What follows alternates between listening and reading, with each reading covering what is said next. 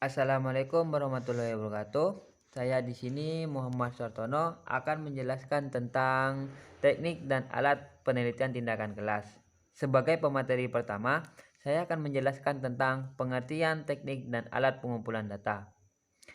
Pengumpulan data dalam PTK pada umumnya adalah dengan menggunakan instrumen.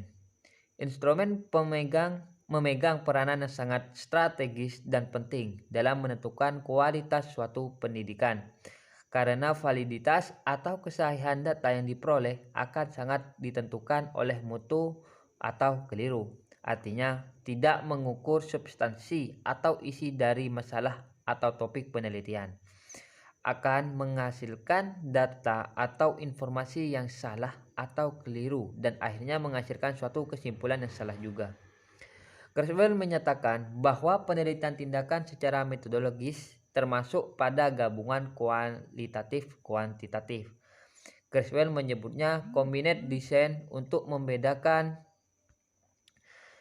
dengan mixed method seperti penelitian metode campuran mixed method.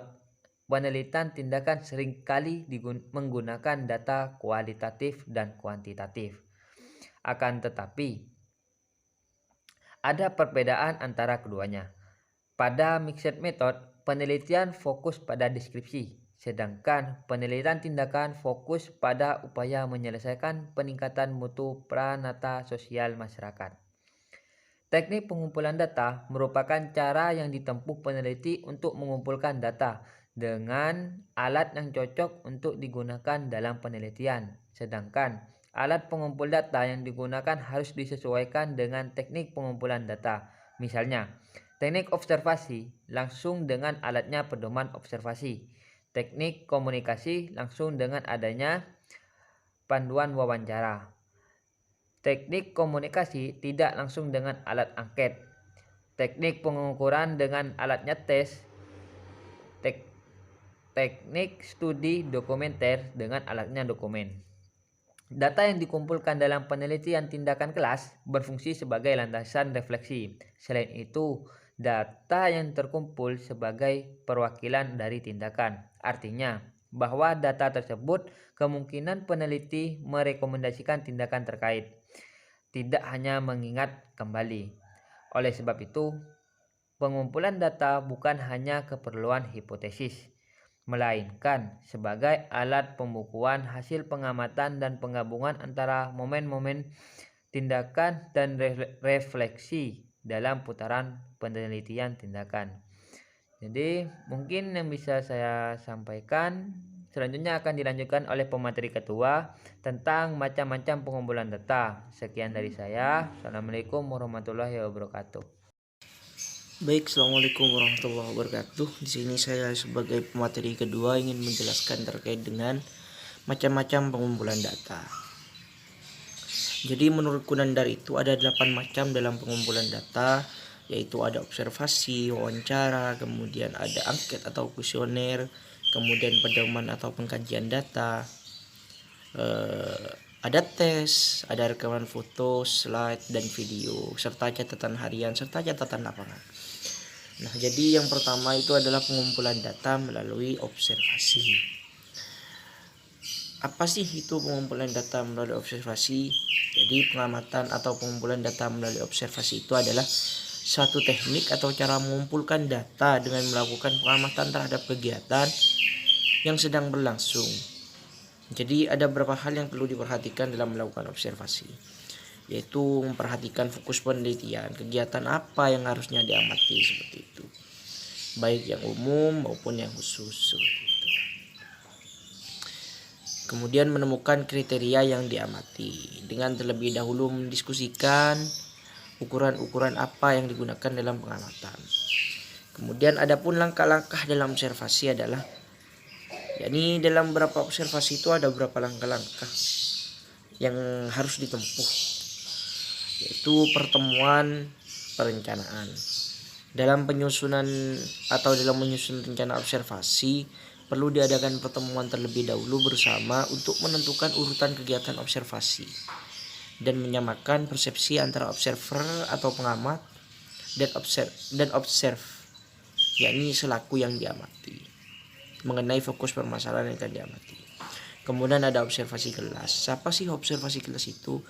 Observasi kelas itu maksudnya adalah observer atau yang diamati itu mengamati proses pembelajaran, atau pengamat itu mengamati proses pembelajaran dan mengumpulkan data mengenai segala sesuatu yang terjadi pada proses pembelajaran tersebut. Kemudian ada diskusi balikan. Jadi maksudnya di sini adalah guru itu sebagai peneliti bersama dengan pengamat yang lain mempelajari data hasil observasi untuk dijadikan catatan lapangan di situ dan mendiskusikan langkah-langkah selanjutnya. Sehingga kegiatan ini harus dilaksanakan dalam situasi yang saling mendukung serta didasarkan pada informasi yang diperoleh selama observasi. Kemudian observasi itu pun juga mempunyai jenis-jenis sebenarnya. Yang pertama ada pun jenis-jenisnya, yaitu ada observasi partisipan, kemudian observasi non partisipan, kemudian observasi terstruktur, kemudian observasi tidak terstruktur, kemudian ada observasi terbuka, ada observasi terfokus, serta observasi sistematik.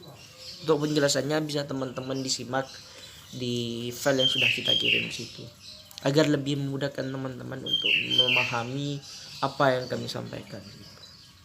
Kemudian yang kedua yaitu macam-macam dalam pelaksanaan observasi adalah ada wawancara.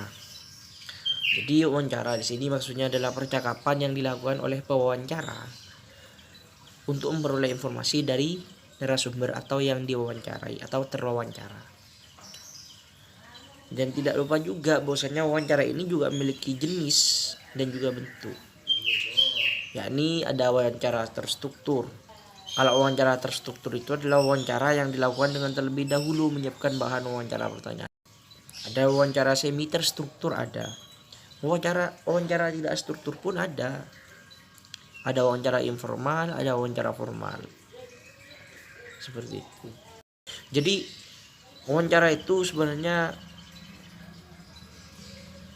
dikumpulkan terlebih dahulu seperti itu. Mungkin sekian dari saya, selanjutnya akan dilanjutkan oleh pemateri selanjutnya terkait dengan angket atau kuesioner dan seterusnya. Sekian dari saya, wallahul muwaffiq ila aqwamit thoriq. Wassalamualaikum warahmatullahi wabarakatuh. Assalamualaikum warahmatullahi wabarakatuh. Saya Zainal Abidin. Di sini saya akan melanjutkan penjelasan dari pemateri sebelumnya, yaitu tentang angket atau kuesioner. Angket atau kuesioner merupakan sebuah teknik pengumpulan data secara tidak langsung. Instrumen pengumpulan datanya juga disebut dengan angket yang berisi sejumlah pertanyaan atau pernyataan yang harus dijawab atau direspon oleh responden. Jenis-jenis angket atau kuesioner. Jenis angket atau kuesioner berdasarkan cara responden menjawab, yaitu 1. Angket tidak berstruktur. Angket tidak berstruktur ialah angket yang disajikan dalam bentuk sederhana sehingga responden dapat memberikan jawaban bebas sesuai dengan keadaan atau kehendaknya. Yang kedua yaitu angket berstruktur. Ialah jenis angket yang setelah rumusan pertanyaannya disediakan pula alternatif jawaban yang dapat dipilih oleh responden.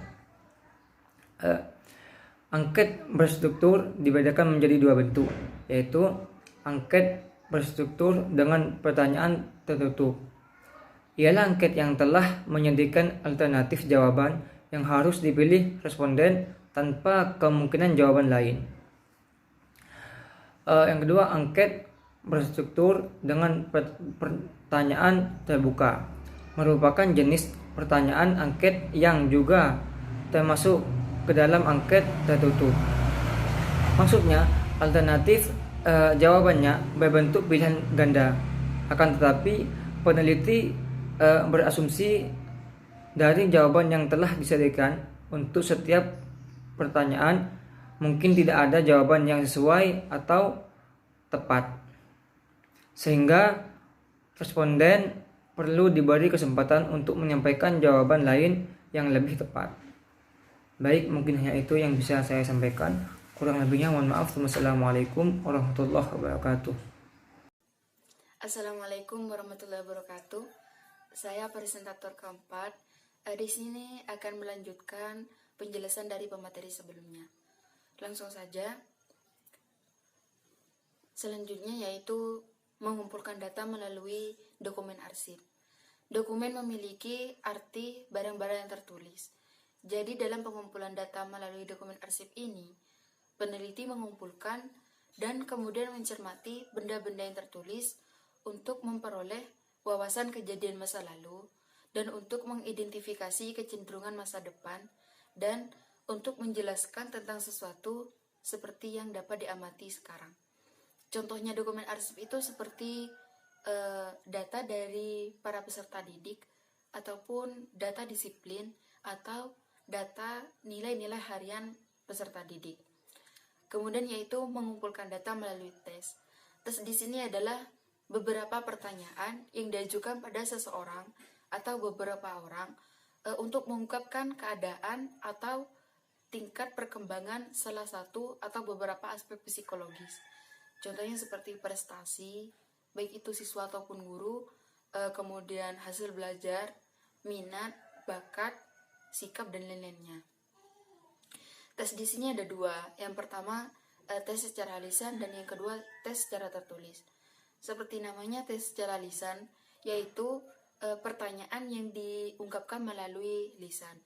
Dan yang kedua yaitu tes tertulis, di mana tes ini diajukan melalui pertanyaan yang diajukan dalam bentuk tulisan. Selanjutnya yaitu mengumpulkan data melalui catatan harian. Catatan harian adalah catatan pribadi tentang pengamatan, perasaan, tanggapan, penafsiran, refleksi, firasat, hipotesis, dan juga penjelasan. Catatan tidak hanya melaporkan kejadian tugas-tugas harian, akan tetapi mengungkapkan perasaan bagaimana rasanya berpartisipasi dalam penelitian tindakan kelas. Catatan harian juga bisa dibuat oleh siswa. Hal ini berguna untuk mengungkapkan bagaimana perasaan siswa ketika mengikuti penelitian tindakan kelas. Selanjutnya yaitu mengumpulkan data melalui catatan lapangan. Catatan lapangan dalam penelitian adalah bukti otentik yang berupa catatan pokok ataupun catatan uraian tentang proses apa yang terjadi di lapangan sesuai dengan fokus penelitian yang ditulis secara deskriptif dan reflektif. Dan yang terakhir yaitu mengumpulkan data melalui rekaman foto, rekaman video, slide, dan juga tape. Barang-barang ini berguna untuk bisa membantu para guru dalam memantau kejadian di dalam kelas, sehingga peneliti mempunyai alat pencatat untuk menggambarkan apa yang terjadi di dalam kelas dalam waktu pembelajaran selama penelitian tindakan kelas. Dan alat-alat elektronik ini berguna untuk menangkap suasana kelas, detail tentang peristiwa-peristiwa penting atau peristiwa khusus yang terjadi, ataupun menampilkan ilustrasi dari episode-episode tertentu, sehingga bisa digunakan untuk mendeskripsikan apa yang peneliti catat di lapangan, di catatan lapangan. Mungkin hanya itu yang bisa saya sampaikan. Selanjutnya akan dilanjutkan oleh pemateri kelima. Assalamualaikum warahmatullahi wabarakatuh. Saya Selisa Sabila, pemateri kelima. Di sini saya akan menjelaskan tentang teknik pengumpulan data PTK dan alat pengumpulan data PTK. Teknik pengumpulan data PTK di sini ada 4. Yang pertama tes, yang kedua observasi, yang ketiga wawancara, dan yang keempat diskusi. Yang pertama, tes dipergunakan untuk mendapatkan data tentang hasil belajar dari seorang siswa tersebut. Yang kedua, observasi. Observasi di sini dipergunakan untuk mengumpulkan data tentang aktivitas siswa dalam PBM dan implementasi pembelajaran kooperatif tipe Jigsaw. Dan yang ketiga, wawancara. Wawancara di sini dipergunakan untuk mendapatkan data tentang tingkat keberhasilan implementasi pembelajaran kooperatif tipe Jigsaw. Dan yang terakhir di sini diskusi. Diskusi dilakukan antar guru, teman sejawat, dan kolaborator untuk refleksi hasil siklus PTK. Sedangkan alat pengumpulan PTK di sini ada 5. Yang pertama tes. Tes di sini menggunakan butir soal atau instrumen soal untuk mengukur hasil belajar seorang siswa tersebut. Dan yang kedua observasi.